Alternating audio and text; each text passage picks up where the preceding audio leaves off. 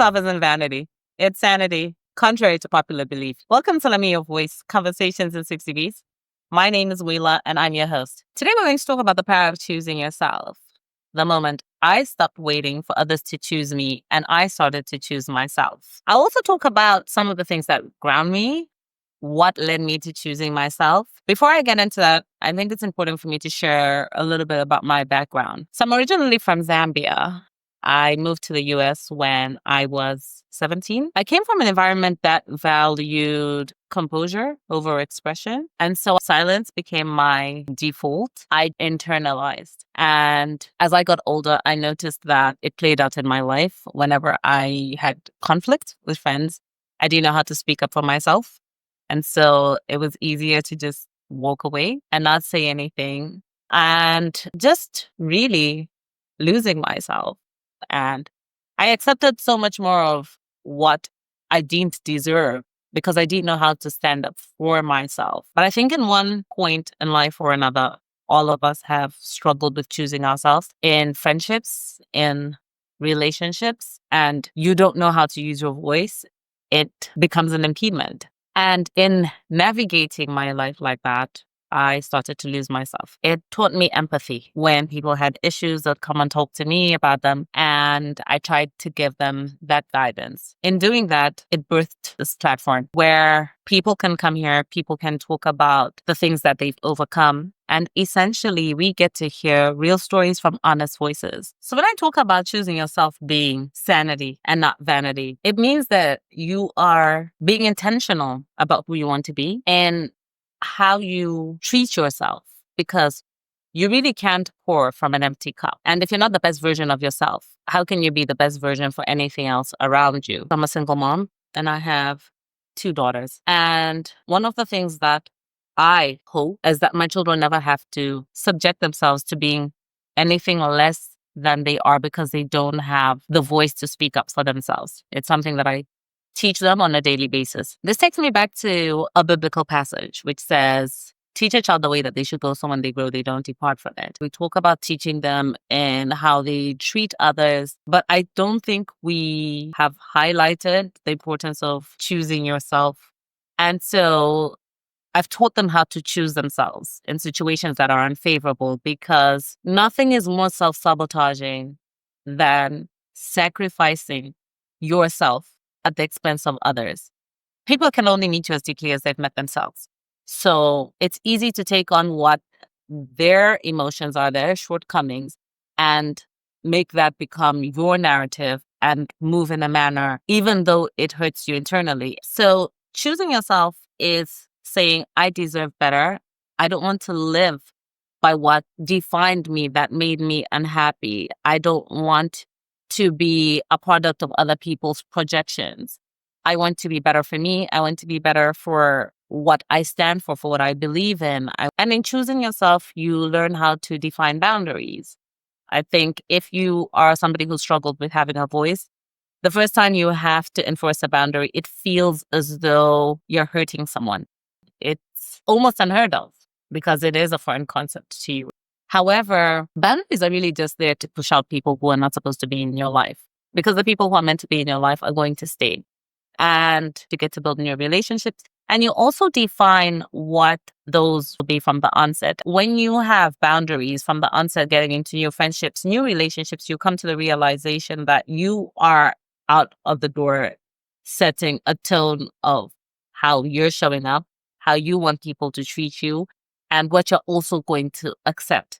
I think that your tolerance level drops. Yes, your tolerance level for a lot of things drops, but it filters all the noise out. But it brings everything that's meant for you through everyone that's meant to be with you in this journey of life. And I think that's one of the beautiful things about boundaries. I think as women, we have that maternal instinct to care, to nurture. And it almost goes without saying that we just put everything before us. It's almost like the expected thing.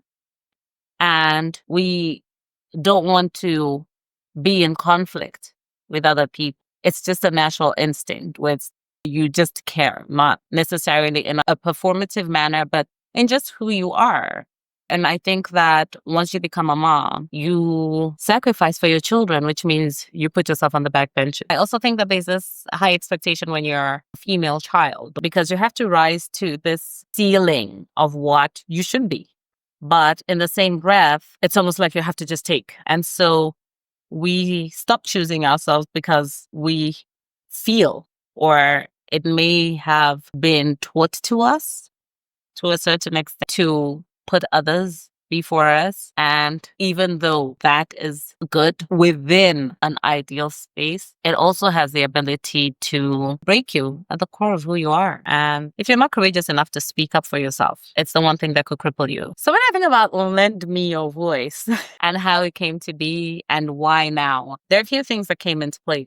I always wanted to start a podcast. A friend of mine said something that was really profound, and it stayed with me. She said the best way to test prophecy is against time. And when we talk about prophecy, we talk about the things to come and the future. I had so many people that I had met, friends in my circle, who felt that I should create a space where people can come and share their stories, where we can listen to one another, learn something from one another. And when I think about how I've navigated life and how I wished I had someone to give me that space to speak on how I felt, to act on how I felt, and I didn't have that. I thought, what better moment than now? And so I made the decision to launch this space, a space for you and I, for us to explore who we are, to express who we are, to grow from the people that we are to who we want to be, and to be confident enough to say that you belong here because you belong here, not anybody else. You own space and you matter. It's easy to lose that in the waiting room when things are happening for everybody except you. It feels like that in that moment. And so I figured having the space and hearing from people who are within our community, people that we know who have had these struggles, who have overcome these struggles, who are still navigating these struggles, and just these spaces, not necessarily struggles, but just these spaces that have forced them to grow, that have encouraged them to grow, that have pushed them to be better versions of yourself. I couldn't have chosen a better moment than now to be here, to have these conversations with you. So let's talk about the environment that I came from, where composure was valued over expression. Whenever anything happened, they say in my language, "Tondolo suma," which means silence is a good thing. And it is a good thing. And you should apply it, actually, because it is wisdom. There are times where you need to learn how to speak up for yourself, because you determine how people are going to treat you. You determine what you're going to tolerate. You determine what you're going to accept from people who love you and people who don't love you. I think when they don't love you, you don't know it in that moment. But when you choose to stand up for yourself, you're more confident on speaking on the things that unsettle you.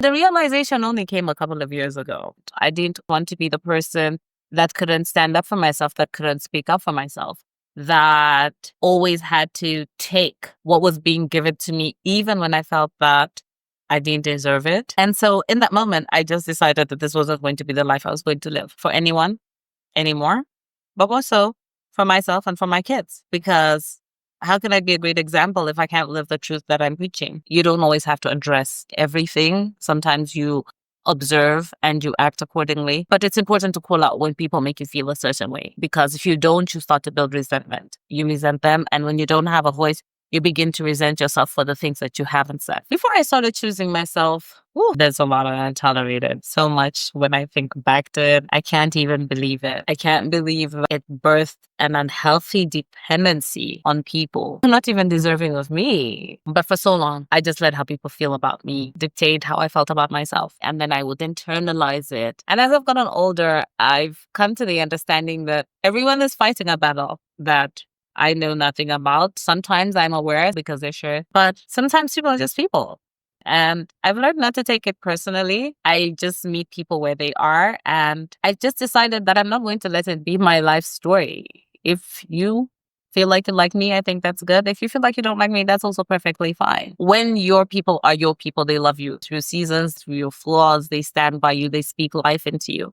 And I think one thing that I can call out is a lot of times when you're not choosing yourself, there's a lot of self-doubt. But the voice of one who believes in you can silence the voice of your own doubt. And sometimes people see who you are before you begin to see who you are, and they speak life into you. And I've been very fortunate to have a sisterhood that has spoken life into me, that has carried me through some of my most difficult journeys, that have held my hands irrespective of the season. And it's a reminder that you curate your community. The thing about community is you have to show up. You just cannot expect the community to show up for you, to be there for you. And community, friendship, it requires a lot of sacrifice. But I think one of the most beautiful things, it is a game changer in how you allow people to treat you. Because when you have people who genuinely want to see you win, when you have people who love you with no expectation, they just love you for who you are, they set a standard for what you will accept from other people. And I don't think that there's any greater gift than to remind you of who you are and to show you that people love you. Wherever you're coming from, there are people who love you. In that moment, in this world, it might feel like people don't love you, but there's so many people who love you and the people who are rooting for you. And it's not always going to be your people. That's something that I've had to learn. And they might be to a certain extent, but I think that there are certain things that we can call out. The dream is yours. So nobody will understand your dream the way you understand it. Nobody will value it the way you value it. But your people, they will root for you right before you kick off and start. They will root for you as you run the race, and they will be at the finish line waiting to catch you. And coming to America, you have to curate your community. You have to build it. It's not just because you landed in America and you live in Atlanta, boom, your community is going to exist. Or you have to be very intentional. You don't see everybody as often as you do in Zambia. America is so time driven. Time is money. You can't do this because you got to be here at a certain time. You can't go here because time. You got to pay for this time. And so that's very different. And one thing I do every year is I send my children back to Zambia for the summer. And I do it for a couple of reasons. I do it to remind them of where they're from, to remind them that they don't have to be caught up in the superficial glamour of the westernized world. The realization that it's easy to take for granted that we live in America, but there are also so many people who are living without these bells and whistles, so to speak, that are happy. And having things doesn't define your happiness. Having genuine people, having love, experiencing love, understanding that the basics are wealth, as opposed to what America might teach you, where you might feel like I have to live in a certain house, I have to own a certain thing, I have to drive a certain car, it's almost like I have to. And so going back roots me. It's a thing that takes me back to who I am, to the simplicities of life. I can leave the nest, I can travel, I can do whatever it is, but home just reminds me that this is where my story started. And this is what has shaped me into who I've become and who I'm becoming, because I'm constantly evolving. As I learn, I evolve. As I experience, I evolve. A man who stands for nothing falls for anything. And as you continue to get older and you're exposed to so many different things, it's easy to lose sight of who you are, what you believe in, what you stand for, because there's so many voices speaking into your ear. But when I make that trip back home, it just reminds me of who I am and why I am the way I am to a certain extent, and why I've made the decisions that I've made to become better, to grow. When I talk about being a product of your environment, I think it just goes without saying. I think when your parent is a teacher or an accountant or whatever it might be, you typically tend to go down that path because they say the apple doesn't fall far from the tree. Sometimes the fruit is sweet. Sometimes the fruit is rotten. It just is the nature of the beast. I think about why I've made those decisions. My lack of confidence, a poor self-esteem, it did have to be that because it's not who I am. The story I told myself when I didn't know any better. And maybe I knew better. I didn't have the voice to speak up for myself. And that's why I am no longer a product of that environment. I am not going to be the girl who will shrink myself. I am not going to be the girl who will beg for you to accept me, to love me. I'm an experience. I think all of us are. And sometimes people like the experience of who you are, and sometimes they don't. And that's also okay. It doesn't mean that you're any less. It just means that they've got their own thing elsewhere. And guess what? You have your own thing where you are, and the people who will like you in your experiences will be your people. It just doesn't get better than that. And I think we hold ourselves hostage to this belief that people have to like us. We shrink who we are for people to like us, for people to accept us, for people to want to be with us. And yet there are people who are just ecstatic to be in your life, ecstatic to exist with you, ecstatic to experience you. Your life story isn't just for you. It's to create impact. And when I say creating impact is helping people realize that there are better ways to life, there are better decisions that you can make, that your story that made you feel less than is not your story. You are just so many amazing things. And until you start digging deeper within yourself, you won't really understand that. It's painful because you have to confront a lot of the reasons why you've made the decisions that you've made, why you've tolerated so much. But there's a liberation that comes through discovering yourself and owning your truth. Once you get to that space, there's nobody that can take it away from you. It helps filter out the noise of what shouldn't be in your life. When I talk about boundaries and them becoming clarity for me, I just realized they filtered out all the riffraff that wasn't supposed to be in my life. That was the first step. It was shaky. Let me tell you, it was like, I gotta go. Yeah, a lot had to go. And it was challenging because those things were familiar. But in putting up boundaries, everything that wasn't meant for me, but it had to go because it just wasn't aligned with who I was or who I was becoming and what I desired for myself. And the other thing about boundaries is for the people that stayed, that had known me prior to having these boundaries, they had to adjust, getting to know this new version of me and understanding that this was who I was now. I wasn't going to self-sacrifice at the expense of anyone else. I wasn't going to put my dreams, my hopes, my plans on the backbencher for anyone else. Sometimes you don't have it in you to pour into certain cups. You don't have it in you to show up in certain spaces because you need to take time to pour into yourself. You need to be intentional and be firm with the boundaries that you're setting for yourself. Teach others how to treat you, essentially. So all things considered, difficult as it may be, uncomfortable as it might be, it is something that is rewarding. It's liberating. It takes me back to when I stopped drinking, and I had a friend at the time and I had told her I'd stopped drinking. And so we went out a couple of times and she kept forcing me to drink. And I was like, no, I've stopped drinking. And I remember the final straw. There was this one day where I was like, my friend, this is not what we're doing. If you're my friend and you love me and I've told you that I've stopped drinking and you can't respect that, you have to go. I love you, but you have to go. And I'm okay with losing you. But I had to be honest with her. I had to be honest with myself. So another thing about boundaries is I think that they're often misunderstood by people who are naturally giving because it feels like you're robbing because you're a giver and how are you robbing? But it almost feels like you're robbing the other person of being a recipient of who you are, of what you're doing, because you're like, but I'm going to hurt this person's feelings and they're not going to like me because you told them that what they're doing to you is taking advantage of you. Your emotions and your mental are disrupted. It then disrupts your physical. So it's not just like one thing. It's a domino effect into different pockets of your life. If you are to be the best version of yourself, these are things that are sacred. These are things that you have to protect. So when we talk about boundaries being the diameter of what you can give before you self-sacrifice, it's essentially saying once I go past this, then I have to give up parts of who I am to my discomfort. And the discomfort isn't because it's in preparation for something bigger and better and knowing when one is needed or when you've overextended. I start to get irritable when I feel like I'm not being met or however I'm giving is not being reciprocated. And I know that we give in different ways. Sometimes we think giving always has to be tangible, and that's not the case. It's giving in time, giving in attention, giving in showing up. But it's an understanding that there is consideration for you. When I think about rejection, oh my gosh, and how personally I used to take it, I came to the realization that people are just operating from a level that they know. But I will say that I just started taking rejection as redirection because it always brings me to better things. I always wanted to work for the CDC.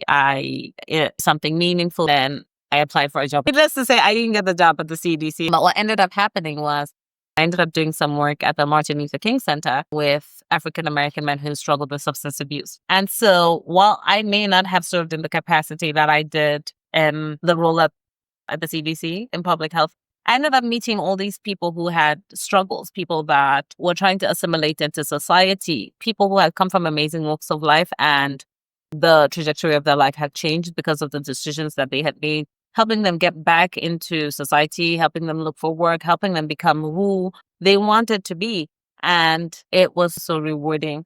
There's a joy that comes from giving without expectation. And that's why the Bible says that the Lord loves a cheerful giver, because the rewards are amazing. So yeah, I just realized that was a very definitive moment for me, because it showed me that I can want something and I cannot have it and I can still be okay.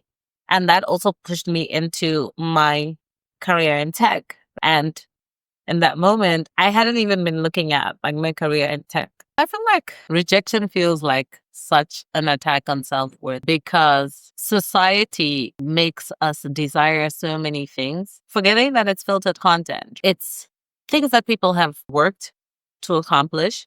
We desire the end, not necessarily the work behind the end product. And so when we don't get this opportunity or we don't get to be chosen, we see people in a lot. And relationships are work because they require self-sacrifice. And then you see people business, they've had to put in the work to build, whether it's in sacrificing late nights, early mornings, kids' concerts, time with family. There are just so many things. But our mind is programmed to look at the end result of things, not necessarily what the buildup is.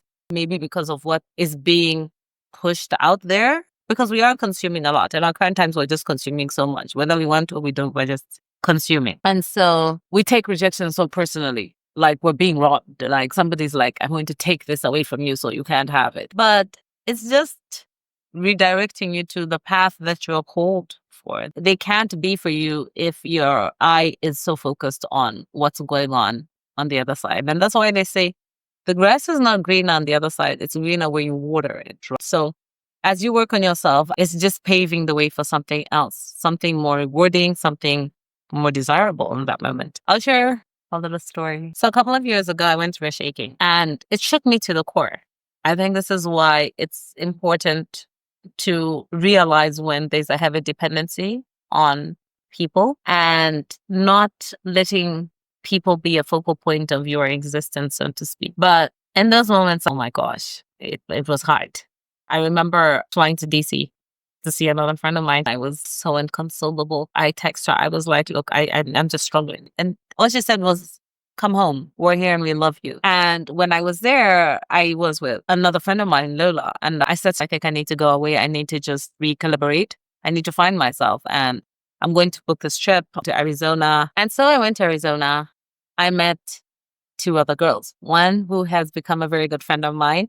And I think that's the beauty about finding yourself is you now decide what you're going to tolerate. You decide the friendships that you want to have. And if there are friendships that are just not serving you, then meh. When I think about the evolution of hyperdependence to independence, I think about just having the courage to step out on my own. When I step out, I'm not the girl who's going to sit and be like, oh, you know what? I wonder, I'm very curious. I'm one of those people who's like insanely curious about people. I love to people watch. And so whenever I'm out, I'm intentional because it gives me a chance to just meet people who, once I look at them, piques my interest and I'm curious to get to know their story. I love conversing with people. So it's not anything that shakes me. A lot of people think that I have a calming aura. I don't feel like that because I feel like I'm always hyped sometimes, but I've created that space that when other people come into me, they feel a calmness, like I'm somebody who listens, like I'm somebody who helps. Most of the people that I've come across in my life say that I just have this thing about helping them see themselves better. And if I can do that, shout out to God, because for me, that's enough. I am the friend that has become the sister, the person that speaks life into them. I'm the person that speaks into their dreams, into their visions, some of the things that I believe that they are capable of doing. Sometimes the voice of one who believes in you can silence the voice of your own doubt. And it's true, because when I think about my friends and I tell them what I see in them happy, curious, it leaves them excited about what it is that they can be. But I think above all else, it leaves them knowing that they have a friend. I try my best because I know how important it is to show up for the people who you love and for the people that love you because they are my community. It's important for me to pour. I want you to experience me. So if you're struggling to choose yourself, scared to choose yourself, it will feel foreign because it's not something that you're accustomed to. But it'll liberate you from people's expectations, from harboring feelings towards people because you're afraid to speak up for yourself. But you're going to be happier. You are whole as you are. And there's nothing that anybody can say to define your worth. You define your worth. What you believe about yourself is who you are. It's who you become. It's how you move. And so believe that you deserve to be here. Believe that choosing yourself doesn't mean that you're mean. It means that you are no longer letting the things that defined you, that hurt you, be the things that tell your story. Choosing yourself means I'm more than enough. And for those people or things that don't believe I'm that, that's also okay. That's the thing about letting go. It's just paving the way, bringing things that are meant to be in your life. And so choose yourself. Be selfish in moments that require you to sacrifice based on your mental health, based on your emotional well-being. Walk away from anything that doesn't serve you because it's only going to hold you back from becoming the best version of yourself. And you're called to greater things. You're born for purpose. You're born for impact. You are whole, not because anybody or anything else said that, but because that is how you were created. So continue to choose yourself time and time again and shed the belief that your worth is tied to other people, that it's tied to you owning something, because it's not. Your worth is tied to who you are, and that's enough. Liberate yourself from the invisible chains of what people think about you, of what people think that you should be, as long as you're staying true to who you are, to your morals, to your values, to becoming a better version of yourself. Stand by your liberation. It'll be the most rewarding thing that you will ever do for yourself. From today's episode, I hope you take away that you are valued, you are loved. It's okay for you to choose yourself, even if it feels uncomfortable, because it's foreign when you're accustomed to self-sacrificing. It's going to be a journey of self-discovery, self-introspection. It's going to bring you back to your longest commitment. You who is whole as you are, you who is loved as you are, you who requires no validation from anyone or anything. I hope that you take away the fact that you bring joy, that your happiness changes people's lives. I hope that you do take away that you were born for such a time as this. Thank you for lending me your ears. Until next time, don't forget to like, follow, and subscribe.